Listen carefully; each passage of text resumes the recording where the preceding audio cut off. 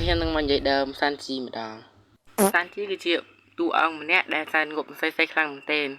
ឲ្យតែឃើញឥឡូវធំអាក្រមធំដឹងថាសាន់ជីបិញឈាមតាមច្រមុះវូគ្រាន់តែពេលទៅដល់ដែលបានចូលទៅក្នុង Fishman Island ភ្លាមសាន់ជីចាប់ដើមប្រកាច់ប្រកិនរមារមូដែលរកគេរកឯពីនឹងជាពិសេសគឺគាត់បានឃើញជាមួយនឹងពួក Fishman ដែលជាស្រីហ្នឹងមានឥឡូវធំអាក្រមធំគឺថាសាន់ជីនៅមិនស្ងៀមទេហើយពិសេសនៅពេលដែលព្រះអង្គម្ចាស់បានមកចាប់សាន់ជីទៅពួក Fishman ដែលស្រីបានចាប់សាន់ជីអោបទៅក្រោយដើម្បីកុំឲ្យគេចាប់គាត់យកទៅព្រះរាជវាំងតែសាន់ជីឃើញឆ្ងល់ត្រឹមបានទេក៏បានឈាមទៅតាមច្រមុះវូបើតែឈាមក៏ឈាមបបពួក Merman ដែរមិនធម្មតាទេណាហើយពេលអញ្ចឹងអ្នកដែលមកចាប់សាន់ជីមិញគឺបានឃើញនៅហេតុការណ៍នេះហើយក៏បានចាប់អារម្មណ៍ក៏បានធ្វើការបកហើយក៏ប្រើឲ្យពួកកងទ័ពរបស់ខ្លួនឯងចាប់សាន់ជីផលបានខាត់ដោយសារតែសាន់ជីអស់ឈាមច្រើនពេកគេត្រូវការបញ្ចូលឈាមសិនពីព្រោះថាបើក៏មិនបញ្ចូលទេគាត់នឹងស្លាប់គាត់បានសុំពជាពេលកុំឲ្យពួកកងទ័ពទាហាននឹងកំពុងចាប់គាត់ទៅអីនៅក្នុង Fishman Island ហ្នឹងអត់មានគេហ៊ានបរិច្ចាគឈាមទេព្រោះអីគេមានច្បាប់ទម្លាប់មួយគេចេះតែបរិច្ចាគឈាមប្រទេសផ្ដាស់ទេហើយអ្នកដែលហ៊ានបរិច្ចាគឈាមនោះគឺមានតែមនុស្សភេទទី3ដែលហ៊ានបរិច្ចាគឈាមឲ្យសាន់ជីបើគិតពីសាន់ជីបានឃើញភេទទី3ហើយគាត់មានការភ័យជាខ្លាំងហើយក៏បានចង់តបោកក្បាលទៅឲ្យស្លាប់អត់ទេគេពីភេទទី3នៅអេកោះរបស់អ៊ីវ៉ាហើយឥឡូវមកជួបភេទទី3នៅ Fishman Island ហើយមកសងំមកជុំដល់ឈាមឲ្យគាត់ទៀតបន្ទាប់ពីការចេញមកពីក្នុងកន្លែងបរិច្ចាគឈាមហើយក៏បានជួបជាមួយនឹង Luffy ដែលបានជីត្រីឆ្លាមមេហ្គាឡូមកពេលនោះត្រីឆ្លាមមេហ្គាឡូល្មើសមកពេកក៏បានកដាស់ចេញពីនាងសេរ៉ាហ៊ូស៊ីចេញមកបណ្ដាសាន់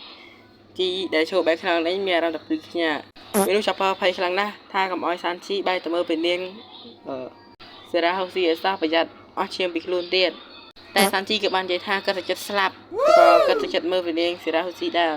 ពេលនោះចាប់ផាតអាចខាត់សាន់ជីបានទេហើយសាន់ជីក៏បានងាកទៅហើយក៏បានជួយនឹងព្រឹត្តិការណ៍អាចប្រកាន់របស់ម៉ែខ្លាំងគេអត់ចូលឈាមឲ្យមានអាបែកនេះទៅរឹកទៅតឹងឆ្អឹងកមិនជិតងាប់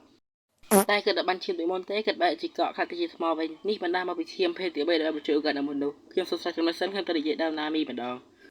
ណាមីគឺជាមនុស្សដែលស្រឡាញ់លុយខ្លាំងមែនទែនសូម្បីតែញ៉ៃវ៉ាន់គេក៏គាត់តថ្លៃលើចង់ឲ្យពុំមិនស្គាល់មើលទៅមុខដែលលោកដឹងថាណាមីនេះតថ្លៃបកកែតថ្លៃដល់ប៉ុណ្ណាហើយពេលនោះក៏មានផ្កាយមួយខ្ញុំអត់ស្គាល់ឈ្មោះផ្កាយភ្លេចឈ្មោះផ្កាយបានដែរបើសិនជាអត់ស្គាល់ក៏មិនខាងក្រោមវីដេអូខ្ញុំផងហើយផ្កាយមួយនោះដែរគឺជាម្ចាស់តូបលោកទីនេះហើយណាមីឃើញដូច្នោះក៏បានតែសួរហើយគេចាប់ផ្ដើមនិយាយបញ្ចុះបញ្ចូលហើយធ្វើឲ្យផ្កាយនៅអេងក៏បានប្រាប់ថាយកអីយកទៅ free ប៉ះណាវីអញ្ចឹងផងអត់មានគិតអីទេ6យកមកតូបគេទៅអស់បណ្ដោយអ្នកទាំងអស់គ្នាមើលទៅពីទៅដឹងហើយថាច្រើនមកប៉ុណ្ណាគឺតែរបស់ free ហ្នឹងយកទាំងអស់ពីគេឲ្យលេងអត់មានគិតគេមិនតិចសោះយីជាប៉ែណាមីនេះជាប៉ែហ្នឹងគេហៅជាប៉ែមុខលុយហើយអាហ្នឹងខ្ញុំសុំហៅគាត់ថាជាប៉ែវិជាសាស្ត្រផងទៅជាប៉ែមុខលុយផងជាប៉ែវិជាសាស្ត្រផងព្រោះអីគាត់មានសមត្ថភាពក្នុងការបង្កើតទីហើយនឹងរូបវិជាពេលដែលគាត់ចុះទៅក្នុង Fishman Island ណាមីពយល់ពួក Luffy អីពីការចុះទៅមានការតិចមានការបាតុកិច្ចអីពីរបឿនពីអីចឹងប៉ុន្តែមិនស្ដាប់បញ្យល់ទេហើយណាមីក៏មានសមត្ថភាពអាចបង្កើតឧទាបបានផងដែរដូច្នេះបើខ្ញុំហៅគាត់ថាអ្នកគ្រូរូបវិជាខ្ញុំសូមត្រាស់ចំណេះសិន